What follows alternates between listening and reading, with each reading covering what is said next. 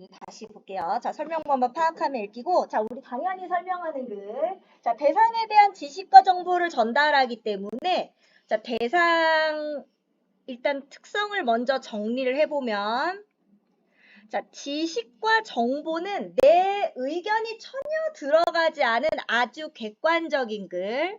첫 번째는 객관성.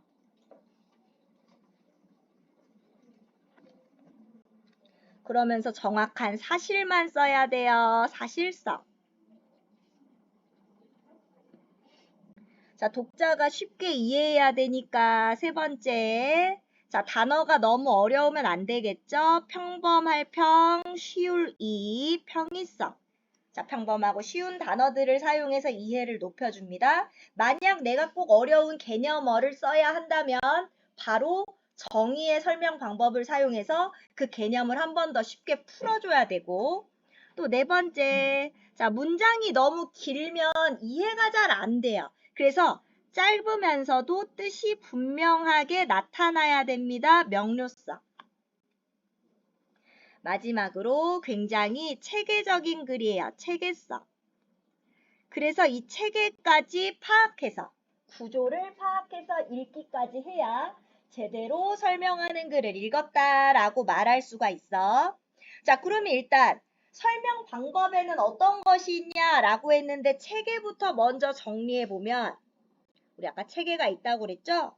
여기 밑에는 없지? 우리 쓰기에 나오겠지? 자, 우리 처음, 중간, 끝에 세 단계로 이루어져 있어요. 처음, 중간, 끝의 세 단계로 이루어져 있습니다. 처음 부분에서는 독자가 이 정보를 알고 싶게 흥미나 호기심을 불러일으키면서 무엇에 대해서 설명할 건지 설명할 대상을 소개해요.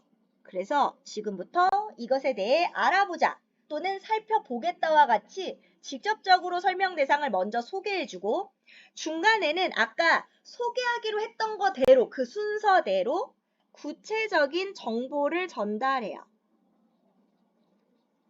이 구체적인 정보를 전달할 때 이 정보에 맞는 적절한 설명 방법을 사용합니다.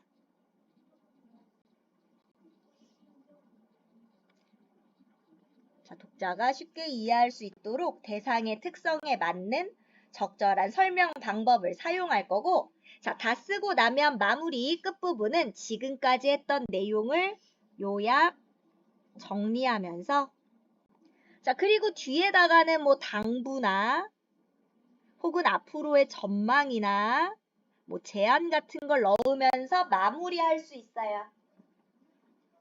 이게 일반적인 설명하는 글의 짜임입니다.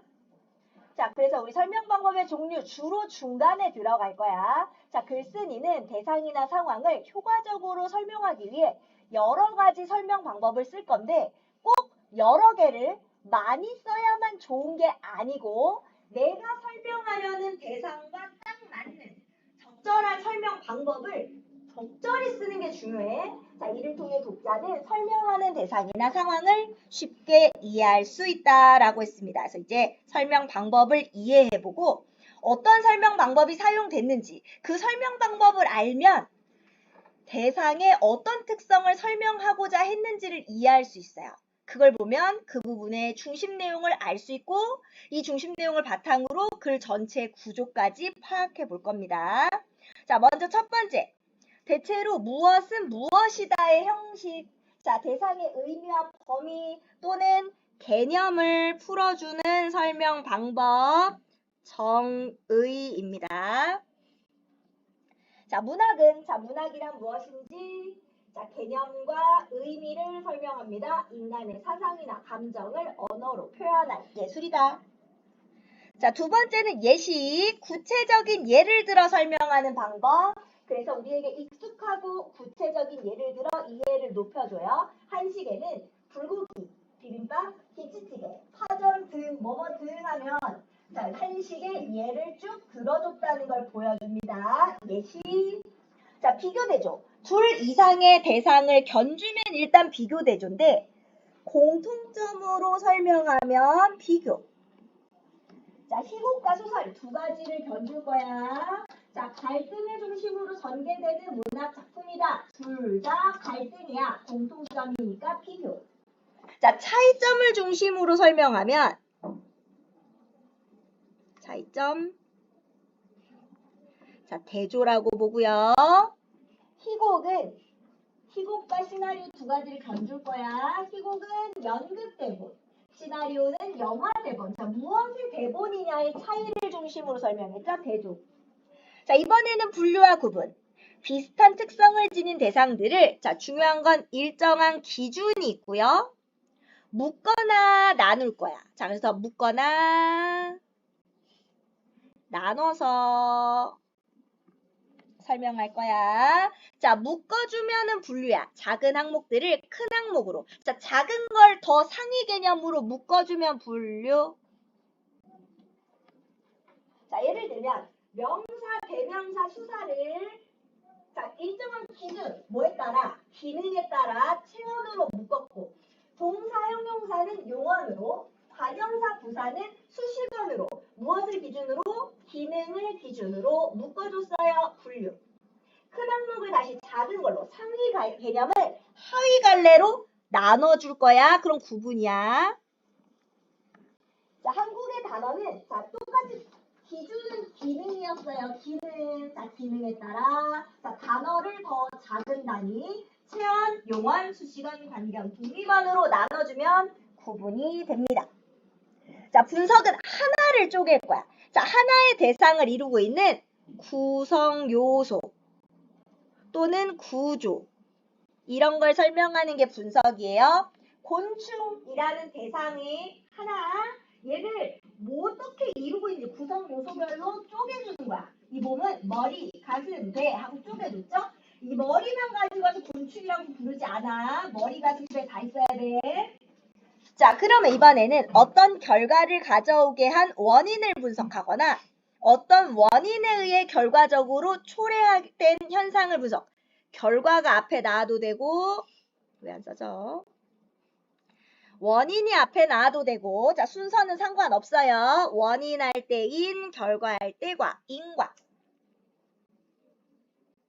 이곳에서 교통사고가 많이 일어나는 거. 자, 교통사고가 일어나는 게 결과야. 원인은 교통신호 체계에 문제가 있기 때문이다. 자, 뭐뭐 때문에 나오면 원인입니다.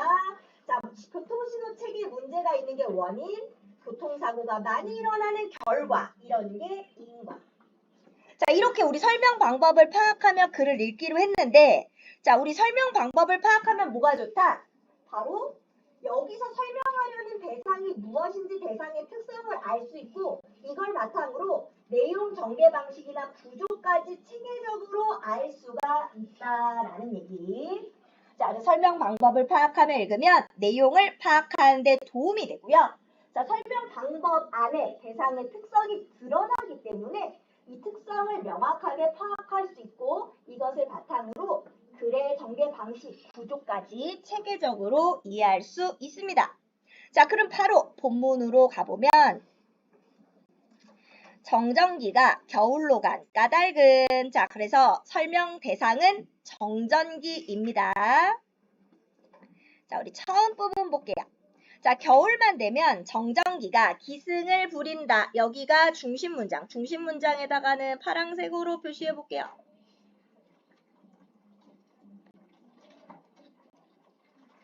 자, 자동차 문에 손잡이를 잡을 때 찌릿하기도 하고 스웨터를 벗을 때 지지직 소리와 함께 머리가 폭탄 맞은 것처럼 변하기도 한다.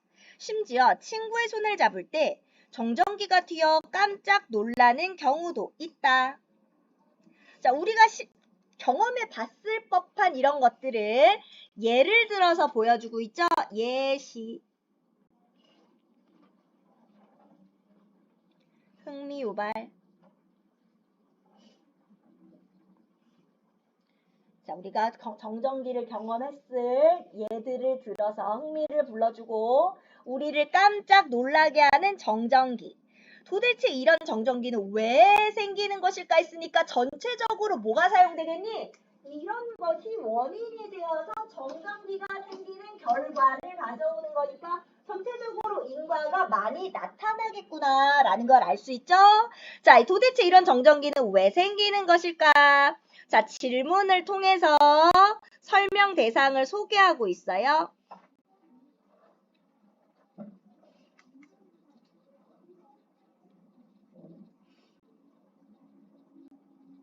자, 그러면서 호기심을 유발하자. 자, 그래서 처음 부분이기 때문에 독자의 흥미와 호기심을 불러일으키면서 설명할 대상을 소개하고 있습니다. 자, 처음 부분의 역할, 이 글의 설명 대상 소개.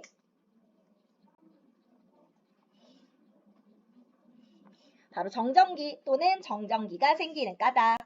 자, 일상생활에서 정전기를 경험하는 상황들을 예로 들어서 쭉 보여줬어요. 흥미를 불러일으켜 줬습니다. 정전기란 하면서 정전기의 개념이 나옵니다. 정전기란 전하가 정지 상태로 있어 그 분포가 시간적으로 변화하지 않는 전기 및 그로 인한 전기 현상을 말한다. 정전기란 이런 거야. 정전기의 개념. 정의의 설명 방법이 사용되고 있습니다. 정전기란 뭐뭐다. 자, 이 개념을 좀 더 쉽게 설명하기 위해 쉽게 설명하면 흐르지 않고 그냥 머물러 있는 전기라고 해서 움직이지 아니하여 조용하다는 뜻을 가진 한자 정을 써 정전기라고 부르는 것이다.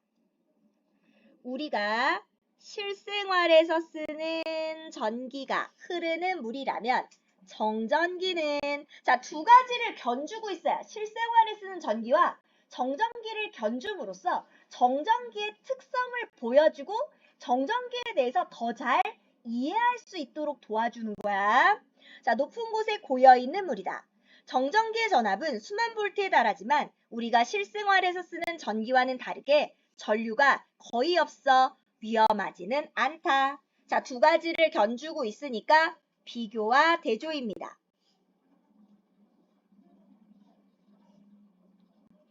하지만 엄밀히 말하면 대조죠.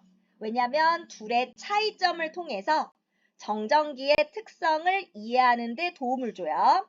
어마어마하게 높은 곳에 고여있는 물이지만 떨어지는 것은 한두 방울 뿐이라 별 피해가 없다고나 할까? 정전기의 특성. 자, 개념과 특성입니다. 그래서 이 특성을 이해하기 위해서 정전기가 무엇인지 이해하기 위해서 비교 대조를 사용하고 있다. 정확하게 말하면 대조인데 보통은 다 묶여 있어요. 만약 안 묶여 있으면 대조만 고르면 됩니다. 자, 정전기의 개념. 자, 설명 방법은 정의. 자, 실생활에 쓰는 전기와 정전기의 차이점을 보여줘서 정전기가 무엇인지 이해를 잘 할 수 있었어요. 자, 비교와 대조. 엄밀히 말하면 대조. 자, 그래서 첫 번째는 정전기의 개념이 중심 내용이었고요. 자, 뒤로 넘어가시면 자, 정전기가 생기는 것은 마찰 때문이다. 자, 여기 인과입니다. 자, 원인은 마찰. 그 결과 정전기가 생겨요. 자, 정전기가 생기는 까닭에 대해서 얘기할 거기 때문에 전체적으로 우리 설명 방법은 꼭 어떤 문장에서만 혹은 어떤 문단 안에서만 나타나는 게 아니라 전체적으로 사용될 수도 있어. 이 부분은 전체적으로 인과입니다. 이 문장만 인과가 아니라 전체적으로 인과가 나타난다라고 보시면 돼요. 자, 물질의 기본적 구성단위인 원자는 원자핵과 전자로 이루어져 있다. 자, 원자의 구성 요소를 말하고 있죠. 원자의 구성 요소를 설명했으니까 분석. 자, 구성 요소 또는 구조. 옆에 원자의 구조라고 나와 있죠? 구조라고 할게요, 그러면. 옆에 그대로 구조라고 나왔으니까. 자, 원자의 구조 분석.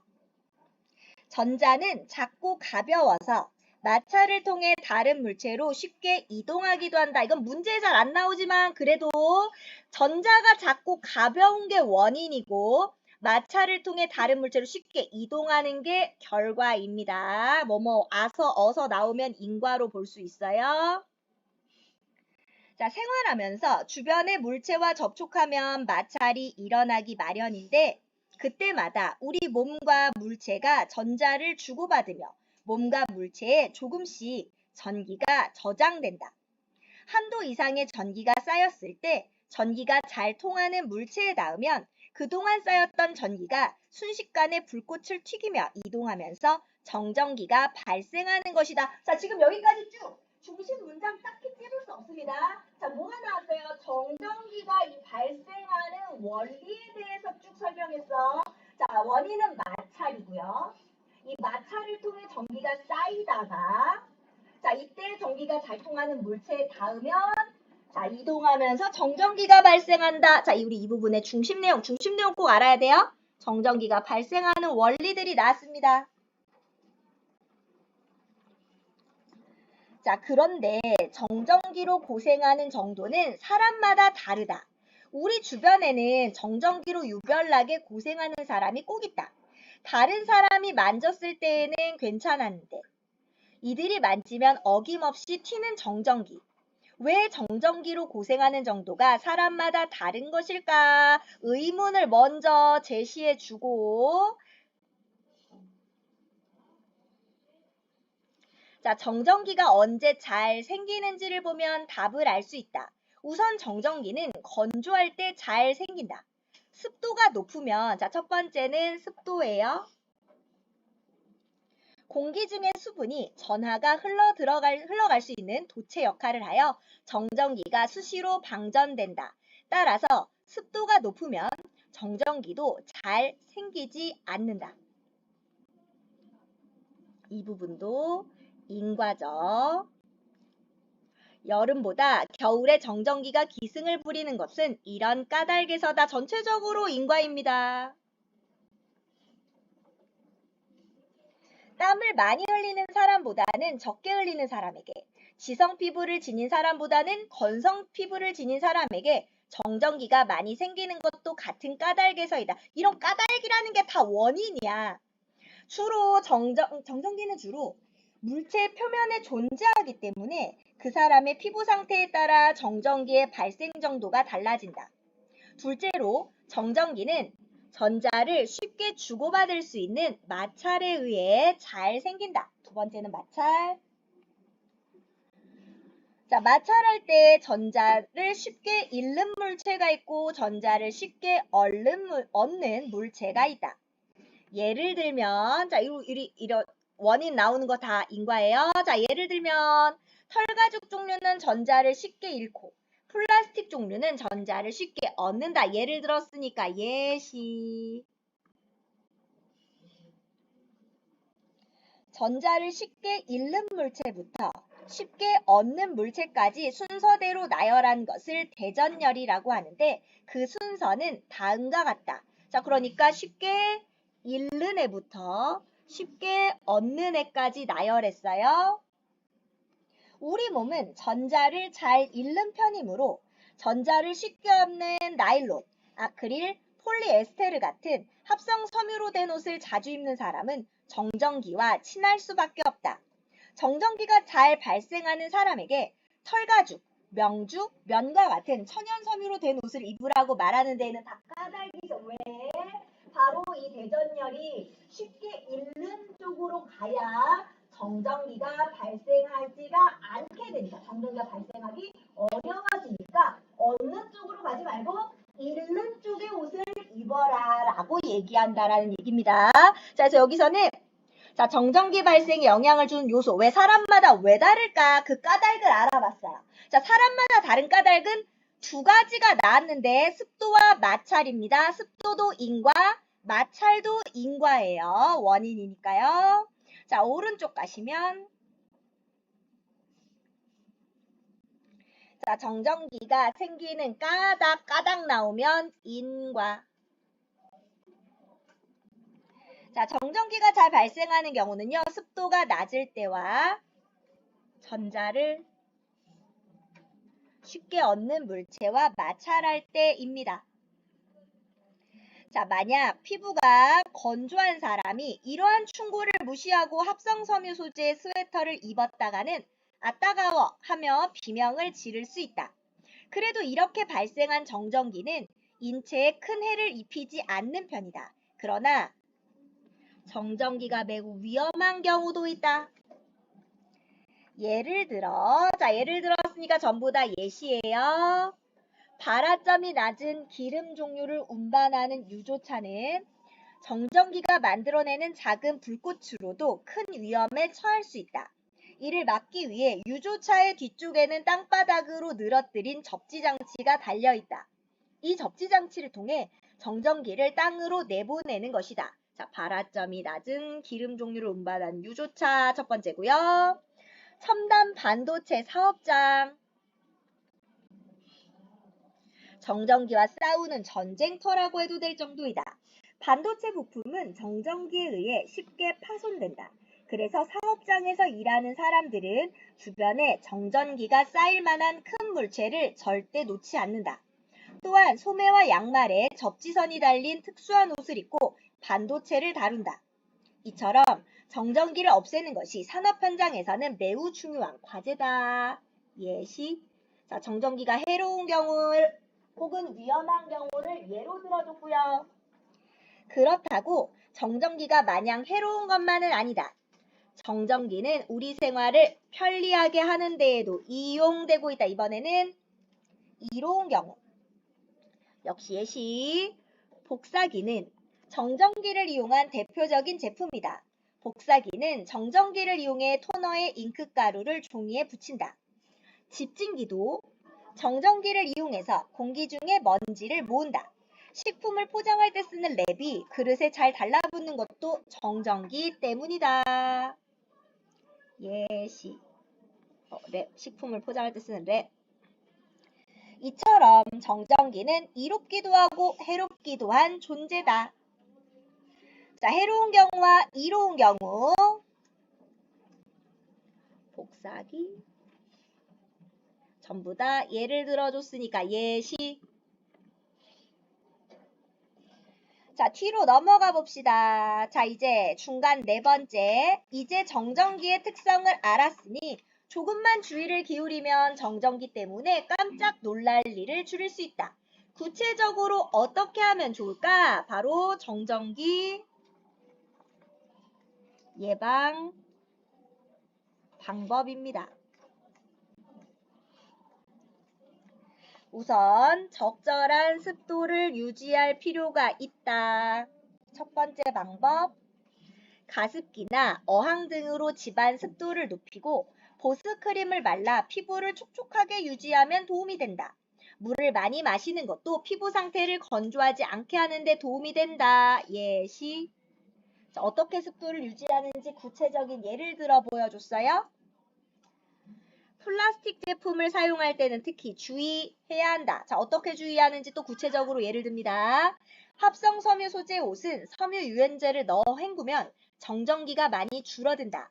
섬유 유연제는 양전기를 띄어 음전기를 띤 합성 섬유부터 전기를 중화하기 때문이다. 자, 여기도 뭐뭐 때문이다 하면 여기도 인과라고 볼 수 있고, 물론 합성 섬유 소재의 옷보다는 천연 섬유의 소재의 옷을 입는 것이 좋다.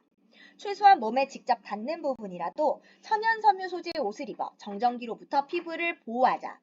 또한 플라스틱 빗으로 머리를 빗을 때에는 물에 적셨다가 쓰면 정전기를 줄일 수 있다. 전부 다 예시.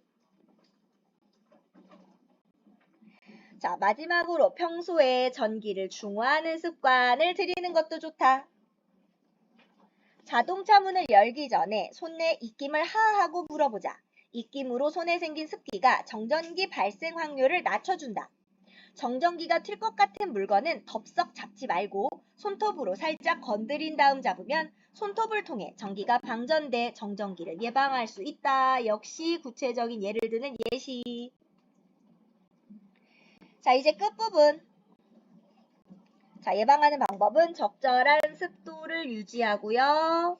플라스틱 제품 사용할 때 주의하고요. 전기를 중화하는 습관을 갖는 건데요. 자, 이것들을 구체적인 예를 들어 설명했습니다. 지금까지 정전기의 특성과 정전기를 예방하는 방법에 관해 살펴보았다. 요약, 정리. 예고 없이 찾아오는 불청객으로만 여겼던 정전기를 잘 다스려 포근하고 편안한 겨울을 보내자고 제안하면서 마무리했습니다. 자, 끝부분은 앞에서 나온 내용을 요약 정리하고요. 정전기를 잘 다스릴 것을 제안하면서 마무리했습니다. 그러면 일단은 문제를 풀고요. 쉬는 시간 되면 쉴게요.